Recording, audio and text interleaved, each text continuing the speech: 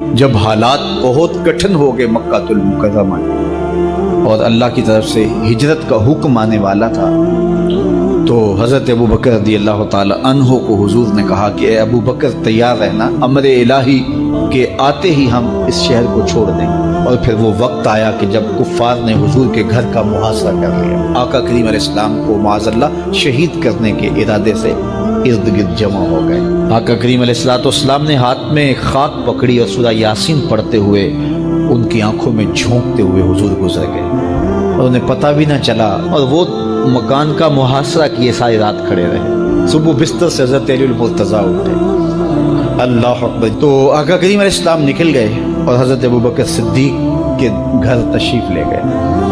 اب دروازے کو دستک دینے لگے تو آواز آئی، حضور میں حاضر ہوں۔ حضرت ابو بکر صدیق تیار کھڑے تھے، تو کہا ابو بکر تم تیار ہو؟ کہا حضور آپ نے کہا نہیں تھا کہ تیار رہنا، کبھی ہجرت کا حکم آ سکتا ہے، تو میں تو اس دن سے ہی تیار رہتا ہوں کہ کب حضور آئیں اور جو فرمائیں میں وہی کروں۔ اور پھر وہاں سے لے کے حضور کو وہاں تک گئے، اور جبل سور کی چوٹی پر وہ غار ہے، اللہ اکبر، اس غار میں جانے سے قبل حضور کو باہر بیٹھنے کا کہا۔ عرض کی حضور ذرا میں غار کے اندر کے ماحول کا جائزہ لینا۔ غار کے اندر اترے، پہلے اس کو صاف کیا غار کو، پھر دیکھا جگہ جگہ سوراخ تھے، تو اپنا امامہ پھاڑ کے قمیض اتار کے اس کے ٹکڑے کر کے ان سوراخوں میں کپڑا دے دیا۔ 2 سوراخ ایک روایت کے مطابق، اور ایک روایت کے مطابق 1 سوراخ بچ گیا، اس میں اپنی ایڑی رکھ دی، اور پھر آواز دی جان عالم اندر تشریف لائی۔ تو آقا کریم علیہ السلام غار میں چلے گئے، تو سیدنا صدیق اکبر رضی اللہ تعالی عنہ نے اپنی گود میں آپ کا سر رکھا اور حضور لیٹ گئے۔ اللہ اکبر، کیا منظر ہوگا! صدیق اکبر نے حضور کو دیکھا اور جی بھر کے دیکھا، اور ایسا دیکھا کہ کوئی اور شریک بھی نہیں تھا۔ یہ واقعہ حضرت سیدنا عمر سے روایت ہے، کتب صحاح میں ہے، اور حضرت عمر رضی اللہ تعالی عنہ یہ بات بیان کرتے ہوئے رو پڑے، اور آپ کہا کرتے تھے کہ ابو بکر یہ غار والی نیکی مجھے دے دیں اور میری ساری زندگی کی نیکیاں دے دیں۔ اللہ اکبر۔ تو حضور علیہ السلام حضرت ابو بکر صدیق کی آغوش میں ہیں۔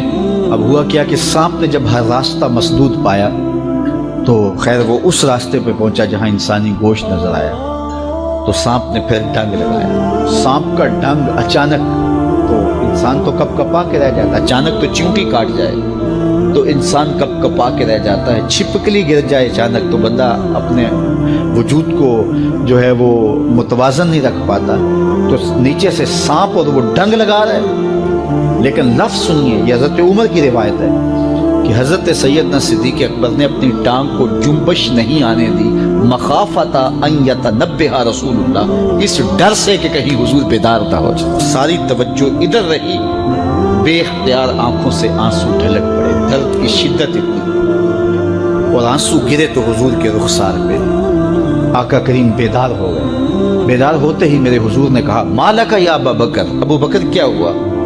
تو یہ ہوتی ہے ہنگامی صورتحال۔ ہنگامی صورتحال میں کسی کو پکاریں یا کسی کو کوئی جواب دیں تو مروجہ آداب کی رعایت کے ساتھ جو لفظ بولے جاتے ہیں وہ ترک کرنے پڑتے ہیں۔ اس مائک میں کرنٹ تھا تو میں قریب ہونے لگا، تو آپ نے مجھے متنبہ کرنا تھا، تو میرے ساتھ آپ بہت پیار کرتے ہیں، بہت محبت کرتے ہیں، تو آپ نے اگر مجھے یہ بتانا ہو کہ اس میں کرنٹ ہے، اور اگر آپ نے منہ قریب کر لیا تو آپ کو نقصان پہنچ سکتا ہے، تو میرے نام کے ساتھ 20 القاب لیں گے؟ آپ نہیں لیں گے، آپ جلدی جلدی جو ہے وہ مجھے کہیں گے جناب یہاں کرنٹ ہے، تو میں یہیں سے رک جاؤں۔ یہ تو ہے کہ آپ میرے لیے کر رہے ہیں، اور اپنے لیے کسی کو پکاریں تو پھر بھی یہی بات ہے۔ اللہ اکبر۔ اب حضور نے جب کہا نا مالک یا ابا بکر، ابو بکر کیا ہوا، تو اب ہنگامی صورتحال تھی نا، تو فوراً کہتے لو دیکھ تو ڈسا گیا، مجھے سانپ نے ڈس لیا، فوراً یہ کہتے نا۔ لیکن حضرت ابو بکر تیری محبت پہ قربان، کائنات میں آپ نے ایسا عاشق نہیں دیکھا ہوگا، سانپ ڈنگ پہ ڈنگ لگا رہا ہے اور ٹانگ شل ہو گئی ہے، زہر سرایت کر گیا ہے۔ حضرت ابو بکر نے جواب دیا لدغت فداک امی و ابی یا رسول اللہ، حضور میری ماں بھی آپ کے قدموں پہ قربان، میرا باپ بھی آپ کی راہوں پہ نچھاور، مجھے سانپ نے ڈس لیا ہے۔ تو اس مشکل وقت کے اندر بھی ادب کا کرینہ نہیں چھوڑا۔ جب معراج کا واقعہ ہوا تو یہ بہت عجیب و غریب واقعہ تھا۔ تو آقا کریم نے جب اعلان کیا کہ بتایا کہ اللہ نے یوں مجھے خلوتوں میں بلایا، تو قریش نے سمجھا کہ اس سے بڑھ کر اور موقع کیا ملے گا پراپیگنڈے کا۔ تو کہا ابو بکر کوئی نئی بات سنی ہے؟ کہا تم سنا دو۔ کہا اگر کوئی کہے کہ رات کی مختصر تنہائی میں مسجد حرام سے مسجد اقصیٰ تک پہنچا ہوں، پھر وہاں سے واپس بھی آ گیا ہوں، تو بات ماننے میں آتی ہے؟ آپ نے برجستہ کہا بالکل ماننے میں نہیں آتی۔ اتنے مختصر وقت میں مسجد اقصیٰ جائے اور پھر پلٹ کے بھی آ جائے، کم از کم 2 ماہ چاہیے۔ 1 مہینہ جاتے ہوئے لگتا ہے، 1 مہینہ آتے ہوئے لگتا ہے۔ کوئی چھو کے بھی آئے تو 2 ماہ چاہیے۔ تو سمجھا کہ لوہا خوب گرم ہو گیا، اب چوٹ ٹکانے پہ بیٹھے گئے۔ کہا ماننے میں نہیں نہ آتی؟ کہا بالکل نہیں ماننے میں آتی۔ تو کہا پھر تیرا یار ہی تو کہتا ہے۔ تو حضرت ابو بکر صدیق نے فرمایا وہ واقعی کہتے ہیں؟ ہاں ہاں ہاں انہی کا کہنا ہے۔ تو حضرت ابو بکر بولے لئن قالہ فقد صدق فاصدق، اگر انہوں نے کہا ہے تو سچ کہا ہے، میں تصدیق کرتا ہوں۔ کہا ابھی تو تم کہہ رہے تھے کوئی کہے تو ماننے میں نہیں آتا۔ کہا کوئی کہے تو اب بھی نہیں مانوں گا، وہ اس سے بھی عجیب کہے تو مان لوں گا۔ اللہ اکبر۔ فبذالک سمی صدیق، علماء نے لکھا یہ وہ وجہ تھی جس کی وجہ سے آپ کو صدیق پکارا جاتا۔ معراج کی تصدیق کی اور صدیق کہلایا۔ صدیق تصدیق سے بھی ہے، اور ساری زندگی آپ نے جھوٹ زبان پہ نہیں آنے دیا۔ آپ کی طبع میں جو صداقت رچی بسی تھی، بلکہ ایک مشکل وقت آیا آپ پر، وہ جب حضور علیہ السلام کو اللہ کا حکم ہوا اور ہجرت کر کے حضور مکہ سے مدینہ کی طرف عازم سفر ہوئے، تو حضرت سیدنا صدیق اکبر رضی اللہ تعالیٰ عنہ ساتھ تھے۔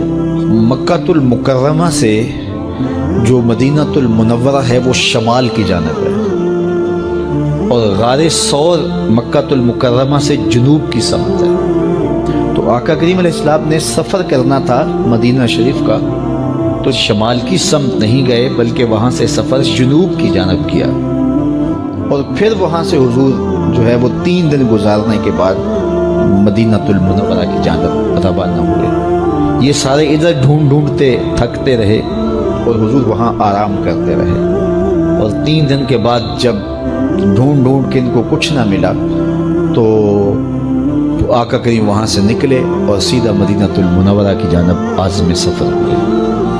انہوں نے 100 سرخ اونٹ حضور کی گرفتاری کے لیے انعام رکھا ہوا تھا۔ تو مختلف قبائل کے لوگ حضور کو ڈھونڈنے کے لیے نکلے تھے کہ بہت بڑا انعام ہے، 100 سرخ اونٹ ملیں گے۔ ایسے لوگ بھی تلاش کر رہے تھے جو حضور کو جانتے نہیں تھے۔ تو راستے کے اندر حضرت ابو بکر صدیق سے کوئی شخص ملا اور اسے شک پڑا کہ جن کو میں ڈھونڈ رہا ہوں کہ وہ کہیں یہی نہ ہو۔ تو اس نے حضرت ابو بکر صدیق سے پوچھا آپ کا نام؟ تو انہوں نے کہا میرا نام عبداللہ ہے، ابو بکر ہوں۔ تو اس نے پھر حضور کا پوچھا۔ اب حضور کو وہ ڈھونڈ رہے ہیں، آج امتحان آیا نا، صدیق اکبر کی صداقت کا امتحان آ گیا اور عشق کا امتحان آ گیا۔ اگر کہیں یہ حضور ہیں تو عشق گوارا نہیں کرتا کہ یہ گرفتاری عمل میں آئے، اور اگر کہیں کہ یہ حضور نہیں ہیں تو ابو بکر صدیق کیسے رہیں گے؟ آج کل تو وہ سڑکیں بن گئی ہیں اور سائن لگے ہوئے ہیں، آپ اکیلے یہاں سے نکلیں تو جہاں جانا چاہیں خود جا سکتے ہیں۔ اس وقت تو پہاڑی راستے ہوتے تھے، یا تو لوگ قافلوں کے ساتھ چلتے تھے، اور اگر کسی کو ہنگامی طور پہ اکیلے جانا پڑتا تو وہ گائیڈ ساتھ لیتا جو راستے بتاتا۔ اس کو عربی میں ہادی کہتے ہیں، ہادی، رہنما، گائیڈ جو راستہ بتاتا۔ تو حضرت ابو بکر صدیق سے اس نے پوچھا یہ کون ہے آپ کے ساتھ؟ تو حضرت ابو بکر صدیق بولے ھذا ہادی یہدینی الی صراط المستقیم، یہ میرا ہادی ہے جو مجھے سیدھی راہ پہ چلا رہا ہے۔ تو وہ سمجھا یہ وہ والا ہادی ہے، لیکن حضرت ابو بکر صدیق دل و قلب و نگاہ کا مرشد قرار دے۔ جب حالات بہت کٹھن ہو گئے مکہ المکرمہ کے اور اللہ کی طرف سے ہجرت کا حکم آنے والا تھا، تو حضرت ابو بکر رضی اللہ تعالی عنہ کو حضور نے کہا کہ اے ابو بکر تیار رہنا، امر الہی کے آتے ہی ہم اس شہر کو چھوڑ دیں گے۔ اور پھر وہ وقت آیا کہ جب کفار نے حضور کے گھر کا محاصرہ کر لیا، آقا کریم علیہ السلام کو معاذ اللہ شہید کرنے کے ارادے سے ارد گرد جمع ہو گئے۔ آقا کریم علیہ السلام نے ہاتھ میں خاک پکڑی اور سورہ یاسین پڑھتے ہوئے ان کی آنکھوں میں جھونکتے ہوئے حضور گزر گئے اور انہیں پتہ بھی نہ چلا، اور وہ مکان کا محاصرہ کیے ساری رات کھڑے رہے۔ صبح بستر سے حضرت علی المرتضیٰ اٹھے، اللہ اکبر، تو آقا کریم علیہ السلام نکل گئے اور حضرت ابوبکر صدیق کے گھر تشریف لے گئے۔ اب دروازے کو دستک دینے لگے تو آواز آئی، حضور میں حاضر ہوں۔ حضرت ابوبکر صدیق تیار کھڑے تھے، تو کہا ابوبکر تم تیار